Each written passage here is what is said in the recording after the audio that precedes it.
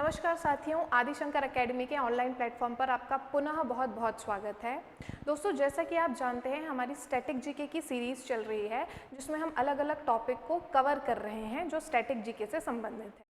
उसी क्रम में आज हम जो है इंटरनेशनल अवार्ड्स यानी अंतर्राष्ट्रीय पुरस्कार का टॉपिक लाए हैं। इससे पहले हमने नेशनल अवार्ड्स को कवर कर लिया था पूरा, जितने लगभग संभावित हो सकते थे उन सारे पुरस्कारों को हमने, और जो इम्पॉर्टेंट हैं बहुत ज़्यादा है ना, उनको हमने यहाँ पे अपनी क्लास में कवर किया था। अगर आपने वो वीडियो नहीं देखा है या वो क्लास नहीं देखी है तो आपसे अनुरोध है कि एक बार वो क्लास को अच्छे से देख लें, है ना, क्योंकि नेशनल अवार्ड्स बहुत सारे हैं, अव्यवस्थित ढंग से दिए जाते हैं। हमने थोड़ी सी कोशिश की है कि उसको व्यवस्थित रूप से पढ़ सके, तो आप वो वाली क्लास भी ज़रूर देखें। और आज की क्लास में हमको करना है महत्वपूर्ण अंतर्राष्ट्रीय पुरस्कार यानी इंटरनेशनल अवार्ड्स।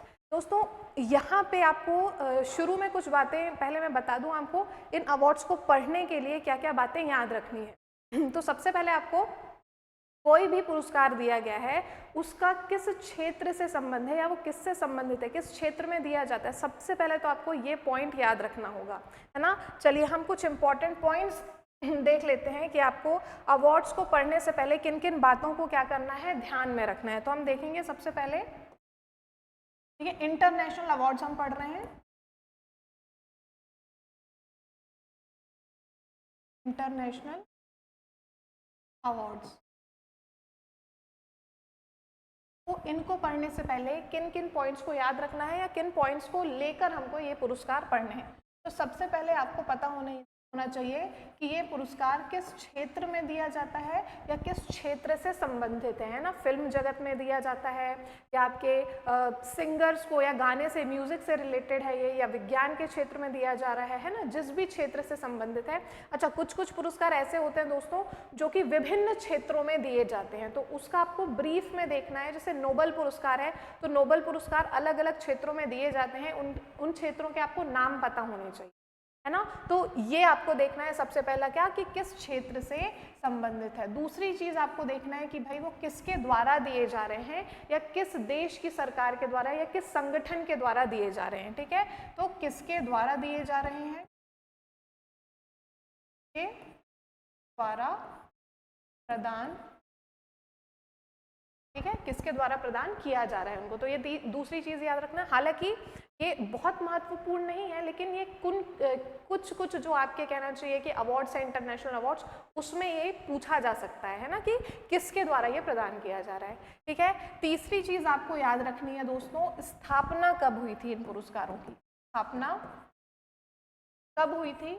अब सारे पुरस्कारों की आपको इंटरनेशनल अवार्ड्स की बात करें तो स्थापना हर पुरस्कार की तो नहीं पूछी जाएगी, लेकिन कुछ जो बहुत इंपॉर्टेंट पुरस्कार है जैसे नोबेल पुरस्कार हो गया, है ना, तो इनकी इस टाइप के पुरस्कारों की स्थापना पूछ सकते हैं। तो आप इनको एक बार ब्रीफ में देख लेंगे जब आप नोट्स बनाए अपने इंटरनेशनल अवार्ड्स के। यहाँ पे भी जो मैं आपको बता रही हूँ तो उसमें आपको बहुत सारी जानकारी दी गई है, लेकिन उनमें से हमको कुछ इंपॉर्टेंट जानकारी देखना है ना, तो उसको हम हाईलाइट करते चलेंगे और आप इन पॉइंट्स के अकॉर्डिंग ही क्या करेंगे, पढ़ाई करेंगे। फिर हमको जो देखना है, सबसे पहली बार किसको मिला था। अगर कोई इंपॉर्टेंट व्यक्ति है ना, तो आप उनको याद कर सकते हैं, या तो सबसे पहले भारतीय को आपको याद रखना है कि अगर किसी भारतीय को अंतर्राष्ट्रीय पुरस्कार मिला है या इंटरनेशनल अवार्ड मिला है तो पहले भारतीय कौन है जिसको कोई संबंधित पुरस्कार मिला है, ये आपको याद रखना है, ये इंपॉर्टेंट हो जाता है ना।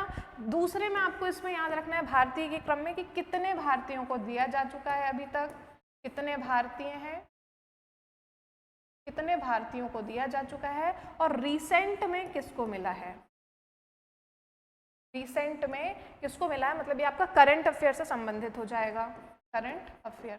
तो आपको याद रखना है दोस्तों कि रिसेंट के आपको सारे अवार्ड्स याद रखना है। आपको नेशनल अवार्ड्स में भी मैंने कई बार बोला था कि करंट आपको इसमें जोड़ना है कि अभी हाल ही में ये पुरस्कार किसको मिला है, ठीक है। अंतर्राष्ट्रीय अवार्ड में भी लास्ट में हमको रिसेंट के याद रखना है कि भाई हाल ही में या इस वर्ष यह पुरस्कार किसको प्रदान किया गया है, ठीक है। तो ये चीजें आपको, इन पॉइंट्स को याद रखना है पुरस्कार पढ़ते समय। अब चलिए हम अपना पुरस्कार जो अंतर्राष्ट्रीय उसको शुरू करते हैं, जिसमें हम सबसे पहले देखेंगे दोस्तों नोबेल पुरस्कार, है ना। कौन सा देखेंगे हम, नोबेल पुरस्कार। बहुत ही महत्वपूर्ण पुरस्कार है, इससे संबंधित आपको बहुत सारे फैक्ट्स देखने होंगे, क्योंकि केवल ये पुरस्कार जो है इससे बहुत सारे अलग अलग क्वेश्चंस जो है बनते हैं और अलग अलग प्रकार के क्वेश्चंस बनते हैं। जैसे हमने भारत रत्न में पढ़ा था वैसे इसमें हमको मल्टीपल फैक्ट्स के साथ पढ़ना है। तो सबसे पहले देखेंगे हम कि नोबेल पुरस्कार अल्फ्रेड नोबेल की स्मृति में 10 दिसंबर को नोबेल फाउंडेशन द्वारा वितरित किए जाते हैं। सबसे पहला आपका जो फैक्ट आ जाएगा क्वेश्चन कि भैया नोबेल पुरस्कार का नाम किसके नाम पर रखा गया है या किसकी याद में ये पुरस्कार दिए जाते हैं, तो आपको याद रखना है अल्फ्रेड नोबेल। अल्फ्रेड नोबेल के नाम पर या उनकी स्मृति में यह पुरस्कार दिए जाते हैं। किसके द्वारा प्रदान किया जा रहा है आपको पता चल गया यहाँ पे, नोबेल फाउंडेशन के द्वारा। ठीक है, नोबेल फाउंडेशन द्वारा। फाउंडेशन का नाम पता चला, अभी देश का नाम नहीं पता चला, आगे हम देखेंगे। तो नोबेल फाउंडेशन के द्वारा वितरित किए जा रहे हैं। कब दिया जाता है दोस्तों, तो प्रतिवर्ष 10 दिसंबर को ये पुरस्कार प्रदान किए जाते हैं। ठीक है, 10 दिसंबर को वितरित किए जाते हैं। इसकी शुरुआत कब हुई थी, 1901 में। तो हमने इसका जो है वो सबसे पहले स्थापना यहाँ पे हमने देखी है 1901 में। याद रखेंगे आपके नोबेल पुरस्कार की स्थापना हुई थी या शुरुआत हुई थी। अब यहाँ पे आ रहा है ये किसके द्वारा दिया जा रहा है, तो ये स्वीडन देश के द्वारा दिया जा रहा है। दोस्तों आपको ये पॉइंट्स याद में रखना है। जितना आपको यहाँ पे मैं भी डेटा दे रही हूँ या आपको कहीं और भी डेटा मिलेगा, उनको आपको इन्हीं पॉइंट्स में पिरोना है। ठीक है, इसके अलावा कुछ और एडिशनल पॉइंट्स भी हो सकते हैं किन्हीं पुरस्कारों में, तो वो आप विशेष तथ्य करके यहाँ पे नीचे ऐड कर सकते हैं ना। कुछ एक्स्ट्रा अगर इंपॉर्टेंट पॉइंट्स हैं तो आप उनको यहाँ पे विशेष तथ्य करके ऐड कर सकते हैं। ये पॉइंट्स आप नोट कर लीजिए, इसका स्क्रीनशॉट ले लीजिए, क्योंकि इनके आधार पर ही आपको सारे पुरस्कार पढ़ना है। यही एक तरीका है जिससे आपको याद हो सकती हैं चीज़ें, है ना। यहाँ पे विशेष तथ्य लिख सकते हैं आप अगर कुछ एडिशनल इंफॉर्मेशन आपको डालनी है। ठीक है, तो चलिए फिर हम आते हैं वापस अपने नोबेल पुरस्कार में। बात करते हैं हम कि कहाँ से दिया जा रहा है, तो स्वीडन देश से दिया जा रहा है। अब भौतिक शास्त्र, रसायन विज्ञान, चिकित्सा, साहित्य तथा शांति। यहाँ देखेंगे सबसे पहले भौतिक शास्त्र मतलब कि फिजिक्स, रसायन विज्ञान अर्थात केमिस्ट्री, चिकित्सा मतलब कि मेडिसिन, साहित्य लिटरेचर और शांति अर्थात पीस। तो ये 5 विषयों में या 5 क्षेत्रों में उत्कृष्ट योगदान के लिए ये पुरस्कार दिए जाते थे। लेकिन छठा विषय जुड़ा है बाद में, कौन सा वाला दोस्तों, अर्थशास्त्र। अर्थशास्त्र का नोबेल पुरस्कार कब से दिया जा रहा है, 1969। तो आपको यहाँ पे याद रखना है ना, जो भी फैक्ट्स हम देख रहे हैं याद रखना है। सबसे पहले तो किन क्षेत्रों में दिया जाता है या कितने क्षेत्रों में दिया जाता है, यहाँ हमने देखा है टोटल 6 क्षेत्रों में ये पुरस्कार आपको दिया जाता है ना। सबसे पहले 5 क्षेत्रों में दिया जाता था, बाद में अर्थशास्त्र का नोबेल दिया जाने लगा। कब से, 1969 से। 1901 में जब स्थापना हुई थी तो 5 क्षेत्र कौन कौन से हैं, भौतिक शास्त्र मतलब फिजिक्स, रसायन विज्ञान केमिस्ट्री, चिकित्सा अर्थात मेडिसिन, साहित्य लिटरेचर और शांति पीस, और छठवा कौन सा है, अर्थशास्त्र। छठवा दिया जाता है 1969 में। फिर हम देखते हैं पुरस्कार राशि, एक स्वर्ण पदक दिया जाता है दोस्तों, एक डिप्लोमा और 10 मिलियन स्वीडिश क्रोना दिया जाता है। क्लियर है, तो याद रखेंगे पुरस्कार राशि कितनी है, 10 मिलियन स्वीडिश क्रोना। क्लियर है, आगे देखते हैं प्रथम प्राप्तकर्ता 1901 में। अभी सबसे पहले जो है वो 1901 में मिला था ये पुरस्कार, क्योंकि इसकी स्थापना ही 1901 में हुई है, तो प्रथम प्राप्तकर्ता भी 1901 में ही थे। अभी तक कुल 35 महिलाओं को ये पुरस्कार दिया जा चुका है। कुछ चीज़ें यहाँ पे बहुत महत्वपूर्ण तो नहीं है, लेकिन आजकल क्योंकि जब ट्रेंड देखें हम जीके क्वेश्चन पूछने का, तो वो काफ़ी डीप में भी जाके पूछ लेता है। इसलिए आपको मैंने यहाँ पे जितनी हो सकते थे फैक्ट्स पुरस्कार से संबंधित उतने फैक्ट्स मैंने आपके सामने लाने की कोशिश की है। लेकिन इसमें जो बहुत महत्वपूर्ण है वो मैं आपको बताते चलूँगी कि ये तो आपको पढ़ना ही पढ़ना है ना। तो ये आप देख लीजिएगा, बाकी तो नॉर्मल कि भैया 35 महिलाओं को अभी तक पुरस्कार दिया जा चुका है। पहली महिला, ये दोस्तों आपका बहुत महत्वपूर्ण है, इसको याद रखना है। पहली महिला पुरस्कार विजेता कौन है, मैडम क्यूरी। ठीक है, मैरी क्यूरी के नाम से जिनको जाना जाता है, मैडम क्यूरी, तो पहली महिला हैं जिनको नोबेल पुरस्कार मिला है। ये चीज़ आपको याद रखनी है, ये आपका इम्पॉर्टेंट है। क्लियर है, चलिए फिर देखते हैं हम। अधिकतम 3 लोगों को एक क्षेत्र में पुरस्कार दिया जा सकता है। ठीक है, 3 लोगों को ही मिलता है। अगर फिजिक्स का मिलेगा तो उसमें 3 लोग साझा करेंगे, केमिस्ट्री का मिलेगा, अधिकतम की हम बात कर रहे हैं तो 3 लोगों को ही मिल सकता है। प्रथम भारतीय नोबेल पुरस्कार विजेता कौन है दोस्तों, आपका ये भी बहुत इम्पॉर्टेंट है रविंद्रनाथ टैगोर, या फिर हम बोलेंगे कि रविंद्रनाथ ठाकुर, रविंद्रनाथ टैगोर, इनको जो है वो गीतांजलि, ये गीतांजलि है दोस्तों, ठीक है, गीतांजलि, गीतांजलि के लिए इनको मिला था। कब मिला है? 1913 में। ये याद रखना है, बहुत महत्वपूर्ण है। हमने जब डिस्कस किया था कि भाई भारतीय हैं, कितने भारतीयों को मिला, उनमें से पहले भारतीय कौन है, तो आपसे सीधा क्वेश्चन पूछा जाएगा, कई बार पूछा जा चुका है कि प्रथम नोबेल पुरस्कार प्राप्तकर्ता भारतीय कौन है, तो ये हैं आपके रविंद्रनाथ टैगोर। कब मिला था इनको? तो इनको 1913 में मिला था। और किस क्षेत्र में मिला है? तो साहित्य के क्षेत्र में मिला है, ये भी आप याद रखेंगे, ठीक है, साहित्य के क्षेत्र में मिला है, साहित्य के क्षेत्र में इनको नोबेल पुरस्कार मिला है। और किसके लिए मिला है? तो इनकी कृति गीतांजलि के लिए इनको मिला था। क्लियर है? आगे देखते हैं हम, अंतिम भारतीय नोबेल पुरस्कार विजेता कौन है? अभिजीत बनर्जी, 2019 में इनको मिला है अर्थशास्त्र के लिए। क्लियर है? तो हमने पहले देख लिया और अंतिम, हालांकि भारतीयों को हमको पूरे क्रम देखना है कि भाई कितने भारतीयों को मिला है, किन किन क्षेत्रों में मिला है, वो आगे हम अभी देखेंगे। आप अभी ये याद रख लीजिए कि भैया प्रथम भारतीय कौन है, तो हमने देख लिया रविंद्रनाथ टैगोर, और अंतिम भारतीय विजेता कौन है, तो अभिजीत बनर्जी 2019 में। क्लियर है?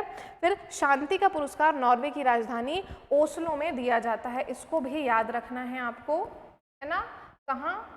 ओस्लो से। किसकी राजधानी है? नॉर्वे। इसमें आपके बहुत सारे क्वेश्चंस और हो रहे हैं दोस्तों, है ना। आपको यहाँ पे जैसे नॉर्वे की राजधानी क्या है? ओस्लो है, ये भी क्वेश्चन आपको यहाँ से मिल गया है ना। और नॉर्वे से कौन सा पुरस्कार दिया जा रहा है? तो शांति का नोबेल। याद रखना, जो 5 क्षेत्र के नोबेल हैं, मतलब कि फिजिक्स, केमिस्ट्री, मेडिसिन, लिटरेचर और आपका जो अर्थशास्त्र है, इकोनॉमी, ये 5 क्षेत्र के पुरस्कार स्वीडन से दिए जा रहे हैं। लेकिन जो शांति का पुरस्कार है, पीस प्राइज जो है, वो कहाँ से दिया जाता है? नॉर्वे से। ये याद रखना, नॉर्वे की राजधानी ओस्लो। ये क्वेश्चन पूछा गया क्वेश्चन है। क्लियर है? आगे देखते हैं हम, फिर देखेंगे रविंद्रनाथ टैगोर साहित्य 1913 नोबेल पुरस्कार विजेता भारतीय हैं। तो सबसे पहला कौन था, ये हमने देख लिया है, रविंद्रनाथ टैगोर। साहित्य के क्षेत्र में इनको 1913 में मिला है। हमने देखा किसके लिए? गीतांजलि के लिए, है ना, गीतांजलि के लिए इनको दिया गया था। फिर हम देखते हैं दूसरे हैं आपके सीवी रमन। सीवी रमन को दोस्तों भौतिक विज्ञान के क्षेत्र में, मतलब फिजिक्स के क्षेत्र में मिला था। कब मिला था? 1930 में। किसके लिए मिला था? तो याद रखेंगे रमन प्रभाव के लिए, रमन प्रभाव के लिए इनको मिला था, है ना, प्रकाश का प्रकीर्ण से संबंधित रमन प्रभाव के लिए उनको 1930 में नोबेल प्राइज मिला था। अच्छा ठीक है, अभी हम उसको देख लें, फिर एक क्वेश्चन मुझे आपसे पूछना, मैं पूछूंगी। फिर हम बात करते हैं, तीसरे हैं आपके हरगोविंद खुराना। हरगोविंद खुराना दोस्तों चिकित्सा के क्षेत्र का इनको मिला था 1968 में, ठीक है, चिकित्सा के क्षेत्र का 1968 में मिला था। किस लिए मिला था? तो ये जेनेटिक कोड के लिए, जेनेटिक कोड ना, और प्रोटीन संश्लेषण, प्रोटीन संश्लेषण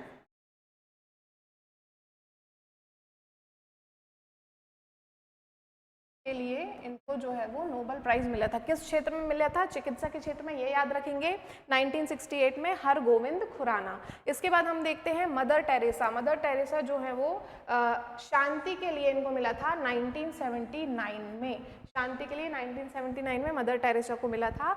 ये अल्बानाई नागरिक थी जिन्होंने भारत की नागरिकता फिर ली थी।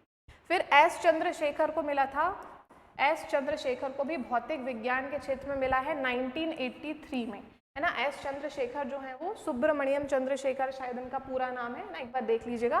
तो इनको भौतिक विज्ञान के क्षेत्र में मिला है, फिजिक्स के क्षेत्र में 1983 में मिला था। फिर हम देखते हैं अमर्त्य सेन। अमर्त्य सेन है हमारे, इनको आर्थिक विज्ञान मतलब कि इकोनॉमी, अर्थशास्त्र के क्षेत्र में इनको मिला है कल्याणकारी अर्थशास्त्र। किस विषय से संबंधित है?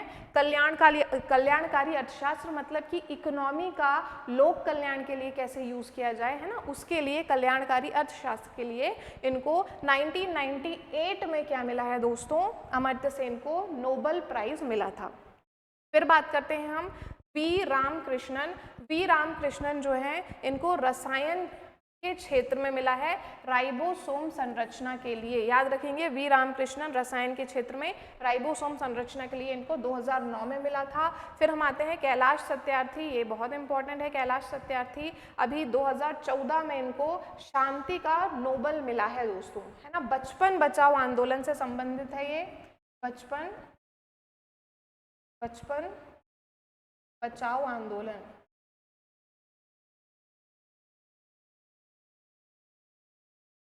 बचपन बचाओ आंदोलन, है ना। बच्चों की शिक्षा के अधिकार, बच्चों के शोषण को रोकना, मतलब इस टाइप का काम इनका जो संस्था है वो करती है, बचपन बचाओ आंदोलन। तो कैलाश सत्यार्थी 2014 में शांति के लिए उनको मिला है। और अंतिम व्यक्ति हमने देखा था अभिजीत बनर्जी। अभिजीत बनर्जी को दोस्तों आर्थिक विज्ञान, मतलब इनको भी इकोनॉमी के लिए 2019 में नोबेल प्राइज मिला था। क्लियर है। तो ये टोटल हमने देख लिया भैया, 9 भारतीय जो हैं इनको नोबेल प्राइज मिला है। अब इनमें देखना है दोस्तों, कुछ जो हैं वो भारतीय नागरिक हैं और कुछ जो है वो प्रवासी भारतीय, कहना चाहिए कि भारतीय मूल के विदेशी नागरिक हैं, है ना। तो ये हम देखेंगे कि मेनली आपके जो हैं आपके रविंद्रनाथ टैगोर हो गए, है ना, सीवी रमन हो गए, आपके ये अमर्त्य सेन हो गए, है ना, और कैलाश सत्यार्थी हो गए, कैलाश सत्यार्थी। तो ये आपके भारतीय नागरिक हैं और बाकी भारतीय मूल के विदेशी नागरिक हैं जिनको ये पुरस्कार मिला है। तो एक बार आप देख लीजिए अच्छे से, है ना। ये पुरस्कार ज़्यादा है तो आप स्क्रीनशॉट ले लीजिए, वैसे तो आपको इसको ये मिल ही जाएगा, लेकिन इनके बारे में थोड़ा सा देख लीजिए। अच्छा, यहाँ पे याद रखना दोस्तों, ये भी बहुत इंपॉर्टेंट है, एस चंद्रशेखर सीमा। अगर आप भौतिक विज्ञान में आप वो पढ़ रहे हैं, ब्रह्मांड के बारे में जब हम पढ़ते हैं तो इसमें हम चंद्रशेखर लिमिट को ज़रूर देखते हैं ना। चंद्रशेखर सीमा वो इन्हीं के द्वारा दी गई थी, एस चंद्रशेखर द्वारा। इन्होंने जो है वो तारे के विकास क्रम से संबंधित खोज की थी, है ना, या उसके बारे में शोध किया था। इसके लिए इनको भौतिक विज्ञान का नोबेल पुरस्कार मिला था। ठीक है, तो चंद्रशेखर सीमा संबंधित है किससे? एस चंद्रशेखर से, चंद्रशेखर सीमा, ये भी हम याद रखेंगे। चंद्रशेखर लिमिट तारे के विकास क्रम से संबंधित है। चलिए इसके बाद हम देखते हैं, नेक्स्ट में आएंगे हम, नोबेल फाउंडेशन की स्थापना 29 जून 1900 में हुई थी। अल्फ्रेड नोबेल ने 1867 में डायनामाइट की खोज की थी। ये इंपॉर्टेंट है आपका, है ना, अल्फ्रेड नोबेल के, क्योंकि नाम पर, उनकी स्मृति पर ये पुरस्कार दिया जाता है। तो ये आपसे पूछा जा सकता है कि अल्फ्रेड नोबेल का संबंध किससे है या किस की खोज की थी इन्होंने, अल्फ्रेड नोबेल ने। तो अल्फ्रेड नोबेल ने दोस्तों डायनामाइट की खोज की थी। कब की थी? 1867 में की। क्लियर है। फिर हम बात करते हैं, अल्फ्रेड नोबेल का जन्म 1833 में हुआ, मृत्यु 1896 में हुई। ठीक है। नोबेल पुरस्कार की राशि प्रत्येक वर्ष बदलती रहती है। पहले 5 क्षेत्रों की पुरस्कार राशि नोबेल फाउंडेशन प्रदान करता है। अर्थशास्त्र क्षेत्र की पुरस्कार राशि स्वेरिजेश रिम्स बैंक, ये जो है वो प्रदान करता है, मतलब स्वीडन का जो बैंक है वो प्रदान करता है। प्रत्येक वर्ष अक्टूबर में नोबेल पुरस्कार की घोषणा ओस्लो में की जाती है। तो घोषणा कहाँ से होती है दोस्तों? घोषणा ओस्लो से होती है अक्टूबर में। और 10 दिसंबर ये है, ये पुरस्कार प्रत्येक वर्ष 10 दिसंबर को स्टॉकहोम स्वीडन में दिए जाते हैं। इसको याद रखेंगे, आपके लिए ये बहुत इंपॉर्टेंट है कि कहाँ से दिए जाते हैं पुरस्कार। तो स्वीडन की राजधानी है स्टॉकहोम, यहाँ से पुरस्कार जो है वो प्रतिवर्ष 10 दिसंबर को दिए जाते हैं। क्लियर है। फिर अब बात करते हैं, 1974 से इस नियम का प्रतिपादन हुआ है कि मरणोपरांत नोबेल पुरस्कार नहीं दिया जाएगा। ये भी आपका क्वेश्चन इंपॉर्टेंट है कि क्या मरणोपरांत नोबेल पुरस्कार दिया जाता है? तो पहले दिया जाता था, लेकिन 1974 से ये नियम बना दिया गया है कि मरणोपरांत नोबेल पुरस्कार नहीं दिया जाएगा। क्लियर है। तो इस चीज़ को याद रखिए कि मरणोपरांत, अभी वर्तमान की क्या स्थिति है? वर्तमान में मरणोपरांत नोबेल पुरस्कार नहीं दिया जाता है। ठीक है। देखते हैं हम, अभी तक केवल 2 मृत व्यक्तियों को ही यह पुरस्कार दिया गया है। किसको? एरिक एक्सले और हैमर सोल्ड को। ठीक है, इसको आप ऐसे याद कर सकते हो। ठीक है, मरने से संबंधित है कि भाई एक्स मतलब कुल्हाड़ी, तो ये हो गया एक्स और ये हो गया हैमर मतलब कि हथौड़ा। ठीक है, तो हैमर, तो इससे आप याद रख सकते हो भाई एक्स और हैमर। तो ये मरणोपरांत जो है वो नोबेल प्राइज प्राप्त करने वाले या नोबेल पुरस्कार प्राप्त करने वाले कौन है? आपके विजेता हैं। इसके बाद हम बात करते हैं रेड क्रॉस के संस्थापक हेनरी ड्यूनेट हैं, जिन्हें 1901 में नोबेल प्राइज मिला था। याद रखेंगे, ये भी एक आपका क्वेश्चन बनता है। रेड क्रॉस की स्थापना किसने की थी? तो रेड क्रॉस की स्थापना जो है दोस्तों हेनरी ड्यूनेट ने की थी, और इनको भी नोबेल प्राइज मिला था। कब? 1901 में। क्लियर है। फिर हम बात करते हैं सबसे कम उम्र के नोबेल पुरस्कार विजेता लॉरेंस बेग पुरुष हैं, 25 साल में इन्होंने नोबेल प्राइज जीता था। तो पुरुष की अगर हम बात करें कि सबसे कम उम्र के नोबेल पुरस्कार विजेता पुरुष कौन है, तो ये आपके लॉरेंस बेग, 25 साल में इन्होंने क्या जीता है? Nobel prize. लेकिन दोस्तों अगर आपसे सीधे ये पूछा जाए कि कौन सा व्यक्ति है ऐसा है, या किस व्यक्ति को सबसे कम उम्र में नोबेल पुरस्कार से सम्मानित किया गया है, तो उसका आंसर होगा आपका मलाला यूसुफजई। तो सबसे कम उम्र की नोबेल पुरस्कार प्राप्त करता महिला या सबसे कम उम्र के नोबेल पुरस्कार प्राप्त करता व्यक्ति की बात करें तो मलाला यूसुफजई दोस्तों 17 साल में ही इनको नोबेल पुरस्कार प्राप्त हो गया था। किस क्षेत्र में? शांति के क्षेत्र में। शांति के क्षेत्र में इनको नोबेल पुरस्कार मिला है। हमने पढ़ा है कब मिला था? 2014 में। 2014 हमने अभी कैलाश सत्यार्थी की बात की थी, 2014 में उनको मिला था। उन्हीं के साथ जो है वो मलाला यूसुफजई को भी शांति के क्षेत्र में 2014 में नोबेल प्राइज मिला था। चलिए फिर हम देखते हैं सबसे अधिक उम्र में नोबेल पुरस्कार पाने वाले व्यक्ति हैं गुडनाइफ। ठीक है, गुडनाइफ को 97 वर्ष में नोबेल पुरस्कार मिला है दोस्तों, ये भी याद रखना। गुडनाइफ जो है ये गुड नाइफ है ना, उसको वो कर लेना, सही कर लेना। गुड नाइफ को 97 वर्ष में 97 ईयर्स में क्या मिला था? नोबेल पुरस्कार। सबसे अधिक उम्र में प्राप्त करने वाले व्यक्ति गुड नाइफ है। फिर 2 बार नोबेल पुरस्कार विजेता केवल 4 लोग हैं। 4 लोग ही ऐसे हैं दोस्तों जिनको 2 बार जो है वो नोबेल प्राइज मिला है। कौन कौन है इनके बारे में हम देखेंगे। सबसे पहले है मैडम क्यूरी। मैडम क्यूरी के बारे में अभी हमने देखा था, बहुत इंपॉर्टेंट पर्सन है ये। पहली महिला जिनको नोबेल पुरस्कार मिला है वो कौन है? Madam Curie. याद रखेंगे, मैडम क्यूरी को दोस्तों 2 अलग अलग विषयों से संबंधित नोबेल पुरस्कार मिल चुका है। याद रखेंगे, सबसे पहला उनको नोबेल पुरस्कार मिला था 1903 में। किसके लिए? रेडियो सक्रियता के लिए, रेडियो एक्टिविटी के लिए। भौतिकी में मिला था, फिजिक्स में। और दूसरा मिला इनको 1911 में रेडियम के निष्कर्षण के लिए, है ना। रेडियम जो वो है उसके निष्कर्षण के लिए इनको रसायन के क्षेत्र में नोबेल पुरस्कार मिला है। तो 2 बार पुरस्कार प्राप्त करने वाली महिला भी मैडम क्यूरी हैं, और पहली महिला नोबेल पुरस्कार प्राप्तकर्ता भी मैडम क्यूरी हैं। आप देख लीजिए कि किन क्षेत्र में किसके लिए इनको मिला था। दूसरी बात हम बात करते हैं, दूसरे व्यक्ति हैं आपके जॉन बार्डीन। जॉन बार्डीन को भी 2 बार नोबेल पुरस्कार मिल चुका है। किस क्षेत्र में? तो दोनों बार दोस्तों इनको भौतिकी के क्षेत्र में ही मिला था। सबसे पहले 1956 में, याद रखेंगे इंपॉर्टेंट है, ट्रांजिस्टर की खोज किसने की थी? जॉन बार्डीन ने। ये भी आपका इंपॉर्टेंट क्वेश्चन है, ट्रांजिस्टर की खोज किसने की थी? जॉन बार्डीन ने की थी, और उन्हीं के लिए 1956 में इनको नोबेल पुरस्कार प्राप्त हुआ था। फिर हम बात करते हैं अति चालकता, सुपर कंडक्टिविटी के लिए भी 1972 में इनको क्या मिला है? जॉन बार्डीन को नोबेल प्राइज मिला है।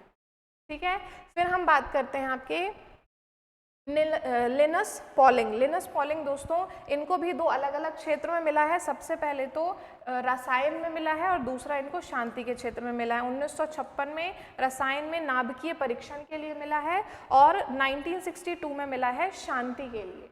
इसको लिनस पॉलिंग को। फिर हम बात करते हैं चौथे हैं हमारे फ्रेडरिक सेंगर। इनको 2 बार मिला है, दोनों बार रसायन के क्षेत्र में मिला है, 1958 में और 1930। क्लियर है। तो ये 4 व्यक्तियों के आप नाम याद कर लीजिए, या इतना याद कर लीजिए कि भैया किस या कितने लोगों को 2 बार नोबेल पुरस्कार मिल चुका है। तो 4 व्यक्तियों को मिल चुका है, और यहाँ पे इनके नाम लिखे। क्लियर है। और मैडम क्यूरी सबसे इंपॉर्टेंट है, इनको अच्छे से इनके बारे में जितने फैक्ट्स हम पढ़ चुके हैं उनको याद रखेंगे। क्लियर है। चलिए आगे बढ़ते हैं। ऑस्कर, तो इससे पहले हम सबसे पहले देखते हैं दोस्तों इसके बारे में थोड़ा सा कि हमने क्या क्या पढ़ा है अभी। नोबेल प्राइज से संबंधित क्या क्या देख लिया हमने। नोबेल पुरस्कार, नोबेल पुरस्कार की हम बात करें तो हमने देखा है कि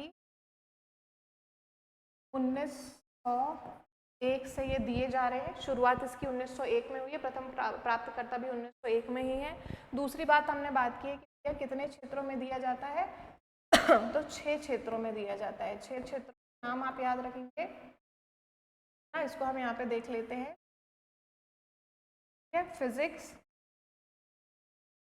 केमिस्ट्री, फिर मेडिसिन चिकित्सा के क्षेत्र में हो गया। फिर आता है आपका लिटरेचर के क्षेत्र में। फिर पीस हो गया, शांति के क्षेत्र में, शांति के क्षेत्र में। और फिर आता है आपका इकोनॉमी। ठीक है, तो ये 6 क्षेत्र में दिया जाता है। कहाँ कहाँ से दिया जाता है याद रखना है। तो आपका फिजिक्स, केमिस्ट्री, मेडिसिन, लिटरेचर हो गया, इकोनॉमी, ये जो हैं आपके दिए जाते हैं दोस्तों कहाँ से, तो ये आपके दिए जाते हैं स्वीडन की राजधानी स्टॉकहोम। याद रखना, स्टॉकहोम स्वीडन, कहाँ से दिए जाते हैं। बस पीस या शांति का ही पुरस्कार है जो कहाँ से दिया जा रहा है, नॉर्वे की राजधानी क्या है, ओस्लो, तो वहां से ये दिया जाता है। इसको याद रखेंगे, ये हमारे लिए बहुत इंपॉर्टेंट है ना। फिर हमने भारतीयों की बात की थी, कितने भारतीयों को मिला है, तो हमने सबके नाम देखे थे। सबसे प्रथम भारतीय कौन है जिनको मिला है, तो हमने देखा था रविंद्रनाथ टैगोर है, 1913 में उनको मिला था गीतांजलि के लिए। ऐसे हमने 7 भारतीयों की सूची देखी थी कि किस किस को जो है वो नोबेल प्राइज मिल चुका है, तो उनके नाम आपको याद रखना है, किस क्षेत्र से संबंधित है वो याद रखना है। ठीक है, चलिए इसके बाद हम आते हैं दोस्तों ऑस्कर में। तो ऑस्कर पुरस्कार की बात करते हैं, किससे संबंधित है, तो ऑस्कर अवार्ड जो है ये आपके फिल्म जगत से संबंधित है। फिल्म जगत में दिए जाने वाले सर्वश्रेष्ठ पुरस्कार हैं आपके ऑस्कर, है ना, तो याद रखेंगे फिल्म से संबंधित है ऑस्कर पुरस्कार। इसके बारे में देखते हैं। अमेरिका की academy of motion picture arts and sciences, academy of motion picture arts and sciences द्वारा ये दिया जाता है। किस देश से संबंधित है, अमेरिका से, ये याद रखेंगे हम। ठीक है, किससे संबंधित है दोस्तों, अमेरिका से, याद रखेंगे अमेरिका से संबंधित है। फिल्म्स के क्षेत्र में दिए जाते हैं, है ना। सालाना अकेडमी पुरस्कार ही आपका ऑस्कर पुरस्कार कहा जाता है। इसका अन्य नाम क्या है, इसका अन्य नाम है अकेडमी अवार्ड,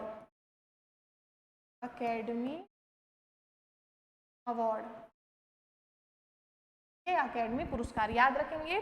तो अमेरिका से संबंधित है, अमेरिका देता है ये, और फिल्म जगत में देता है, फिल्म क्षेत्र से संबंधित है ये, और अकेडमी, इनका दूसरा नाम क्या है, इसको अकेडमी अवार्ड भी कहा जाता है, तो ये याद रखेंगे हम।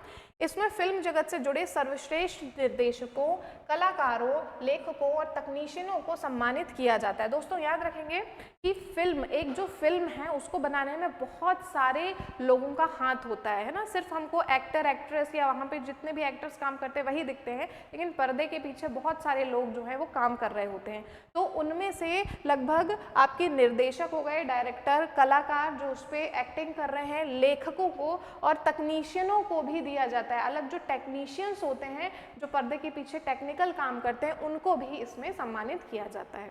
फिर हम देखेंगे इस पुरस्कार का आयोजन 16 मई 1929 को किया गया था। ठीक है, बैन हुर, ये हर है, ये बैन हर है, हुर नहीं है, बैन हर। तो बैन हर, टाइटैनिक और the Lord of the Rings, the Return of the Kings, इन तीनों को 11-11 ऑस्कर मिल चुके हैं, याद रखेंगे, है ना। ये 3 फिल्म है दोस्तों, सबसे ज़्यादा ऑस्कर प्राप्त करता फिल्म ये 3 के साझा जो हैं वो 11-11 ऑस्कर अवार्ड्स इनको मिल चुके हैं, जिनके आप नाम एक बार देख लीजिएगा।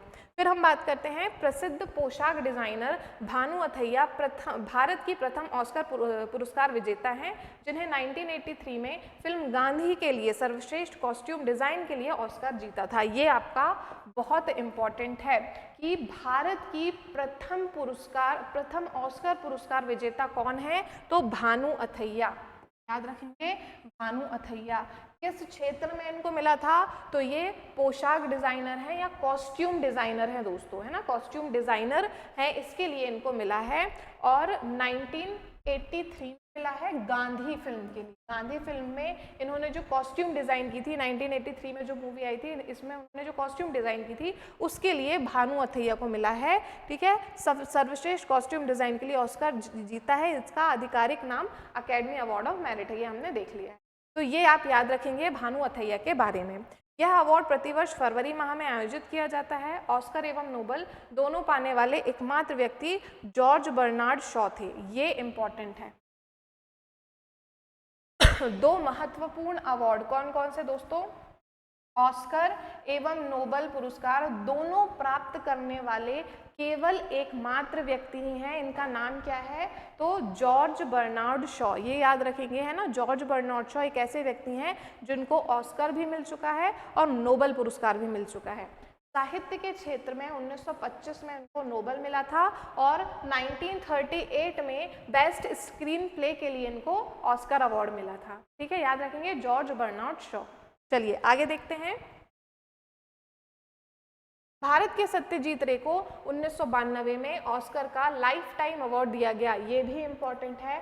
ऑस्कर के क्षेत्र में, ऑस्कर पुरस्कार में लाइफ टाइम श्रेणी में अवार्ड किस भारतीय को दिया गया है, तो सत्यजीत रे को। नाम याद रखेंगे, सत्यजीत रे, इनको जो है वो 1992 में ऑस्कर का लाइफ टाइम अवार्ड दिया गया है। वे ऐसे पहले भारतीय थे जिन्होंने सिनेमा में उनकी उपलब्धियों के लिए यह अवार्ड जीता है। क्लियर है, लाइफ टाइम अचीवमेंट या life time award, life time श्रेणी में अवार्ड ऑस्कर पाने वाले पहले भारतीय हैं। ठीक, आगे देखते हैं हम।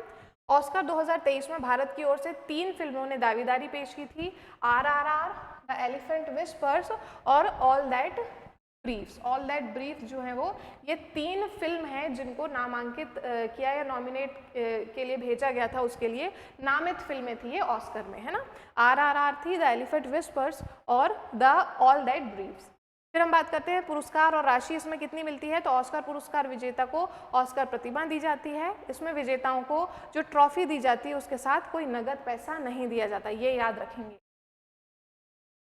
नगद में इनको कोई भी कहना चाहिए रिवॉर्ड या अवार्ड नहीं मिलता है, इनको सिर्फ क्या मिलता है भाई, प्रतिमा मिलती है ना, प्रतिमा, ऑस्कर की प्रतिमा मिलती है। फिर हम बात करते हैं सबसे ज़्यादा, ये भी इंपॉर्टेंट है आपका, सबसे ज़्यादा पुरस्कार पाने वाले व्यक्ति वॉल्ट डिज्नी हैं, जिन्होंने 22 अकादमी व 4 मानद अकादमी, कुल 26 पुरस्कार जीते हैं, है ना। तो ऑस्कर की श्रेणी में सबसे ज़्यादा, या ऑस्कर क्षेत्र में, ऑस्कर पुरस्कार में सबसे ज़्यादा जिन्होंने सबसे ज़्यादा बार ऑस्कर जीता है या सबसे ज़्यादा बार विजेता रहे हैं, वो कौन है, याद रखेंगे, वॉल्ट डिज्नी, ये इंपॉर्टेंट है। वॉल्ट डिज्नी, इन्होंने 22 अकेडमी पुरस्कार और 4 मानद अकेडमी मिला के कुल 26 पुरस्कार ऑस्कर की श्रेणी में, ऑस्कर क्षेत्र में जीते हैं। क्लियर है, चलिए फिर हम देखते हैं ऑस्कर अवार्ड पाने वाले भारतीयों की अगर हम बात कर लें तो हमने सबसे पहले देखा था अभी दोस्तों कि सबसे पहली भारतीय कौन है जिनको मिला है, तो भानु अथैया भारत की पहली महिला हैं और भारत की पहली भारतीय हैं या भारत की पहली व्यक्ति हैं जिनको क्या मिला है, गांधी फिल्म में रिचर्ड एटनबरो की कॉस्ट्यूम डिजाइनिंग के लिए इनको ऑस्कर पुरस्कार मिला था। कब, 1983 में मिला था, ये याद रखेंगे भानु अथैया को। फिर दूसरे में हमने देखा था सत्यजीत रे, बंगाली फिल्म निर्देशक, इनको 1992 में मिला था। अभी हमने देखा है लाइफ टाइम के लिए मिला था, है ना, life time award, life time achievement के लिए।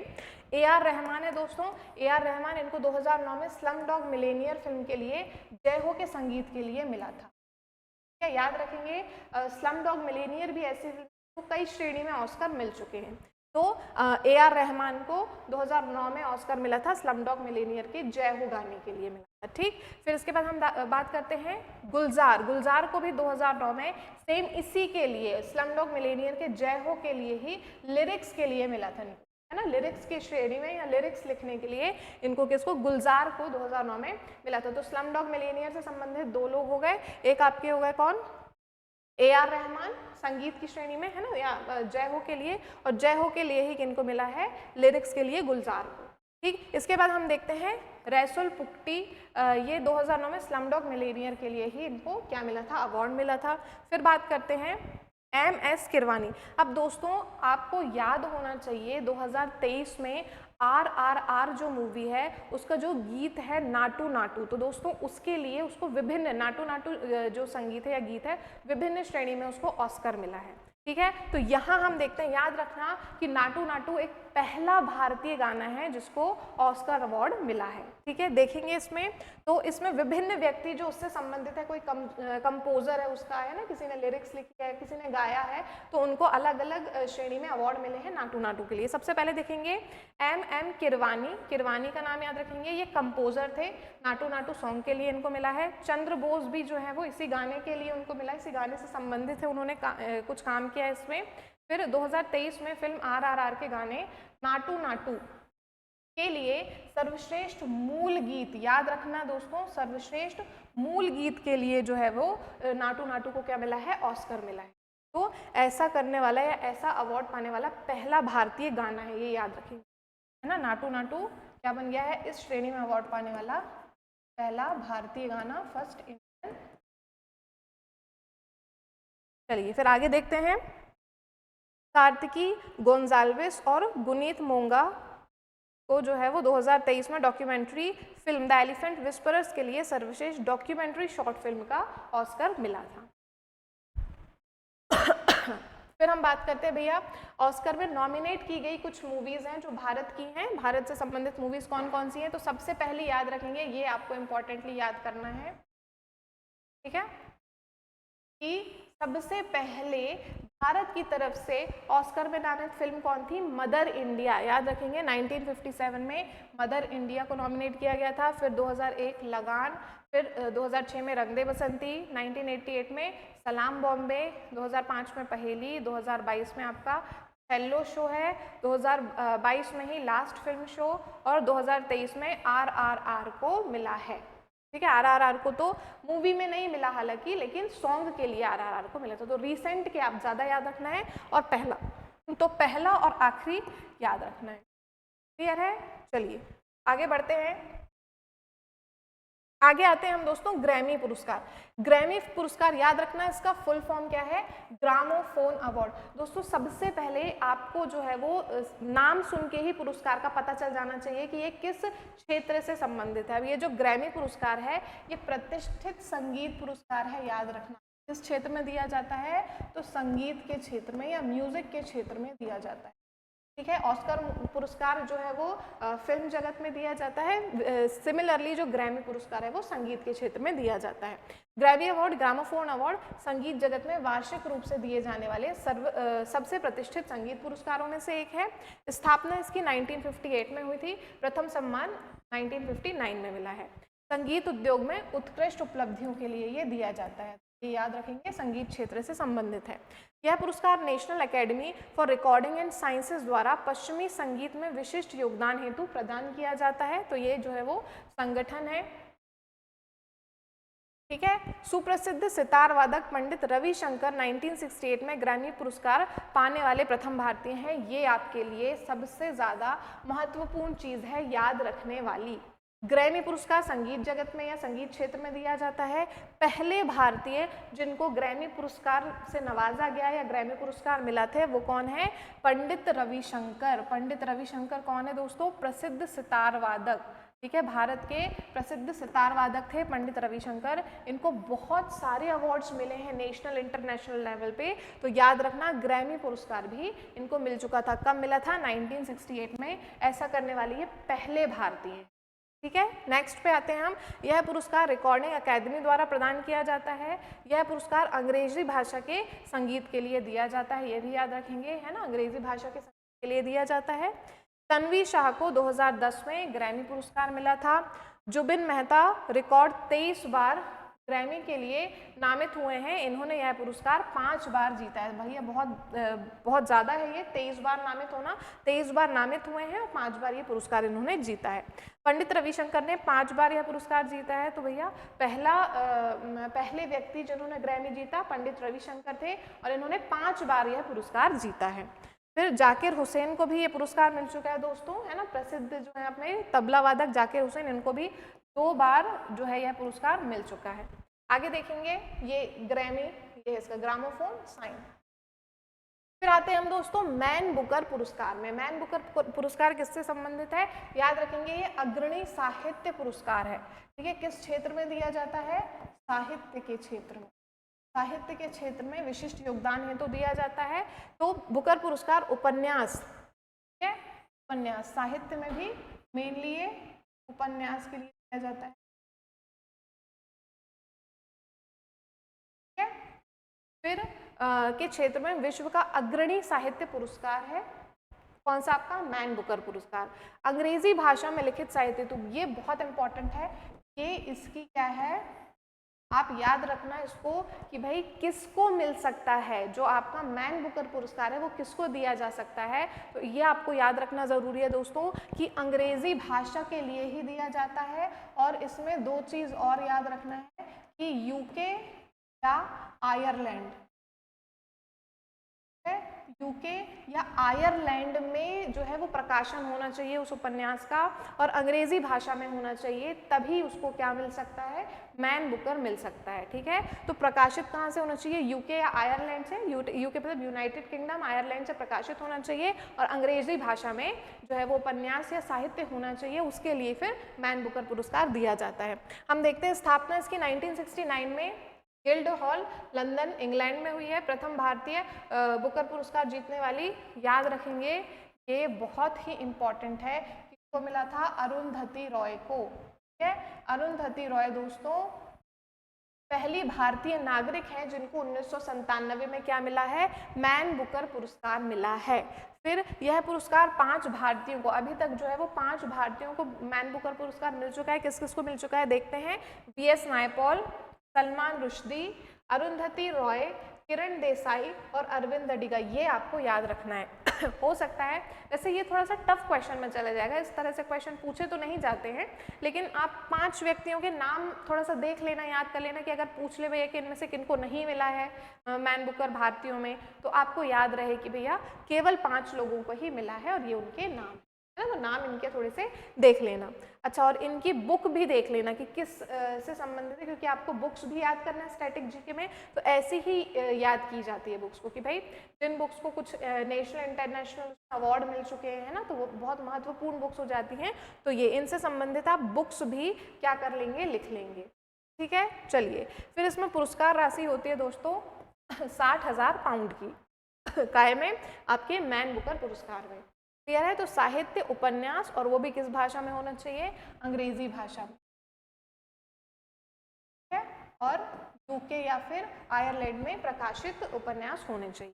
नेक्स्ट हम देखते हैं, नेक्स्ट है आपका दोस्तों, ये भी बहुत महत्वपूर्ण पुरस्कार है, नाम क्या है, रेमन मैग्सेसे पुरस्कार। रेमन मैग्सेसे पुरस्कार एशिया का नोबल, बहुत ही महत्वपूर्ण है फैक्ट ये वाला, ये क्वेश्चन सीधा आपसे पूछा जाएगा, क्योंकि देखो नोबल पुरस्कार दोस्तों बहुत महत्वपूर्ण पुरस्कार है अंतर्राष्ट्रीय जगत में। अगर आप बोलो कि अंतर्राष्ट्रीय जगत के सबसे इंपॉर्टेंट पुरस्कार नोबल पुरस्कार है, तो ये गलत नहीं होगा, है ना। तो इसलिए नोबल पुरस्कार के नाम पे फिर बहुत सारे जो ऐसे अपने क्षेत्र में महत्वपूर्ण पुरस्कार हैं, तो उनको नोबल से जो है वो कोरिलेट कर दिया जाता है कि भाई ये इस क्षेत्र का नोबल है, ये इस क्षेत्र का नोबल है ना। तो इसको क्या बोला जाता है, रेमन मैग्सेसे पुरस्कार को एशिया का नोबल बोला जाता है, ये महत्वपूर्ण है। एशिया के व्यक्तियों एवं संस्थाओं को दिया जाता है, किनको, एशिया के व्यक्तियों एवं संस्थाओं को, व्यक्तियों को भी मिलता है, संस्थाओं को भी, उनके अपने क्षेत्र में विशेष रूप से उल्लेखनीय कार्य करने के लिए रेमन मैग्सेसे पुरस्कार फाउंडेशन द्वारा, ये इंपॉर्टेंट है, किसकी स्मृति में या किसके नाम पर यह दिया जाता है दोस्तों, तो फिलीपींस के भूतपूर्व राष्ट्रपति हैं रेमन मैग्सेसे की याद में ये दिया जाता है। ये क्वेश्चन भी पूछा जा सकता है कि रेमन मैग्सेसे पुरस्कार किस देश के राष्ट्रपति की याद में दिया जाता है। मुझे 2 मिनट दीजिएगा।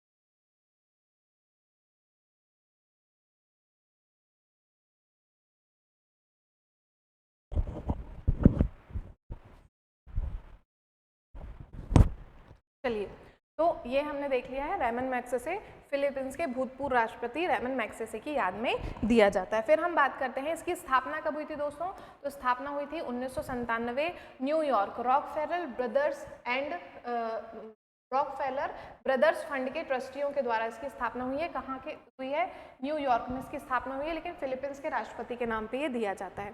यहाँ आपका ये बहुत महत्वपूर्ण क्वेश्चन आ जाता है कि पहले भारतीय प्राप्तकर्ता, रेमन मैग्सेसे पुरस्कार प्राप्तकर्ता पहले भारतीय कौन है, तो विनोबा भावे। सबसे पहले इनको दोस्तों 1958 में रेमन मैग्सेसे पुरस्कार मिला था। देखिए स्थापना 1957 में हुई है और 1958 में इनको विनोबा भावे को रेमन मैग्सेसे पुरस्कार मिल चुका था। ठीक है, पहले भारतीय प्राप्तकर्ता है, ये याद रखना है आपको। और अंतिम भी याद रखना है, अंतिम कौन है, रवीश कुमार। बहुत सारे व्यक्तियों को, भारतीयों को, ठीक है, बहुत सारे भारतीयों को आपका रेमन मैग्सेसे पुरस्कार मिल चुका है, तो प्रथम और अंतिम तो अभी याद रखेंगे। और हाल ही में अगर आपके एग्जाम तक अगर एक बार फिर से उसमें करंट में देख लेना, अगर कोई भारतीय हैं तो उनको भी आपको याद रखना है, ऐड कर लेना है। तो रवीश कुमार को 2019 में मिला था। प्रत्येक वर्ष 31 अगस्त को मनीला में यह पुरस्कार वितरित किया जाता है, ये याद रखेंगे। पूर्व में यह 5 क्षेत्रों में दिए जाते थे दोस्तों। शासकीय सेवा, कौन कौन सा क्षेत्र है, शासकीय सेवा, सामुदायिक नेतृत्व, जनसेवा, पत्रकारिता, साहित्य और सृजनात्मक संचार कला, अंतर्राष्ट्रीय समझ और शांति के क्षेत्र में यह 5 क्षेत्रों में दिया जाता था। लेकिन 2006 से यह 6 क्षेत्रों में यह पुरस्कार दिया जाने लगा है। 6वां क्षेत्र कौन सा है, तो इमरजेंट लीडरशिप या फिर उद्गामी नेतृत्व के क्षेत्र में यह पुरस्कार दिया जाता है। क्लियर है। चलिए, तो ये रेमन मैग्सेसे पुरस्कार के बारे में ये इंपॉर्टेंट चीजें देख लीजिएगा। नेक्स्ट में हम आते हैं गोल्डन ग्लोब पुरस्कार। दोस्तों गोल्डन ग्लोब पुरस्कार जो है ये भी आपका एंटरटेनमेंट से संबंधित है, एंटरटेनमेंट जगत के में दिया जाने वाला बहुत ही प्रतिष्ठित पुरस्कार है। इसके बारे में हम देख लेते हैं। हर साल Hollywood foreign press association, Hollywood foreign press association मनोरंजन जगत में, ठीक है, किससे संबंधित है, मनोरंजन जगत में विशेष उपलब्धियों के लिए देशी विदेशी कलाकारों, फिल्मों को गोल्डन ग्लोब पुरस्कार से सम्मानित करता है। यह सम्मान फिल्म व टेलीविजन में सर्वश्रेष्ठ उसके लिए दिया जाता है ना, सर्वश्रेष्ठ आप प्रदर्शन करो उसके लिए। तो ये संबंधित किससे है, याद रखेंगे, फिल्म और टेलीविजन। तो फिल्म एंड टेलीविजन, टीवी, तो फिल्म और टीवी जगत से, मनोरंजन जगत से संबंधित पुरस्कार है आपका गोल्डन ग्लोब। तो याद रखेंगे दोस्तों, अभी हमने ऑस्कर पढ़ लिया है, फिल्म जगत से है, फिर हमने ग्रैमी पढ़ा था, वो संगीत जगत से है, और हमने पढ़ा है आपका गोल्डन ग्लोब, ये भी आपका फिल्म और टेलीविजन से है। इसके बारे में देखते हैं। पहला गोल्डन ग्लोब पुरस्कार जनवरी 1944 को लॉस एंजल्स में आयोजित हुआ था। ये आपका महत्वपूर्ण बिंदु आ रहा है। AR रहमान गोल्डन ग्लोब पुरस्कार पाने वाले पहले भारतीय, ये आपको याद रखना है, ठीक है।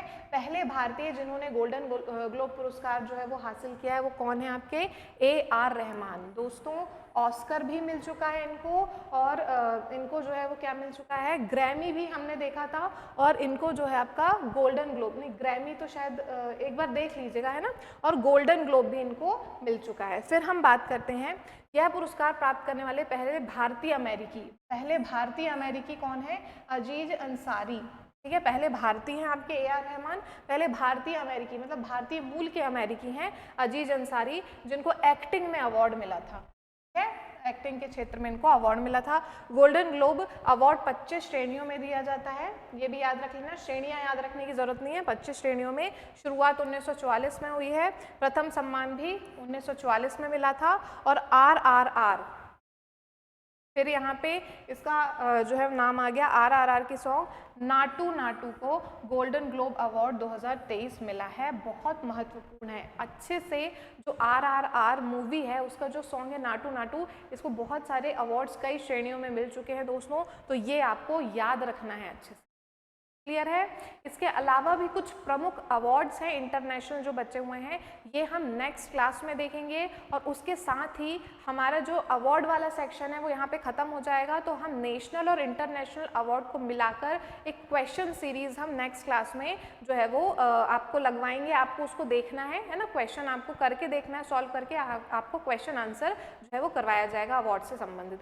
कुल लगभग जो है वो 25 से 30 क्वेश्चन रहेंगे, है ना, ज़्यादा हो सकते हैं थोड़े, तो ये हमको कल करना है और इसके बाद के थोड़े से अवार्ड्स भी हमको देखना है।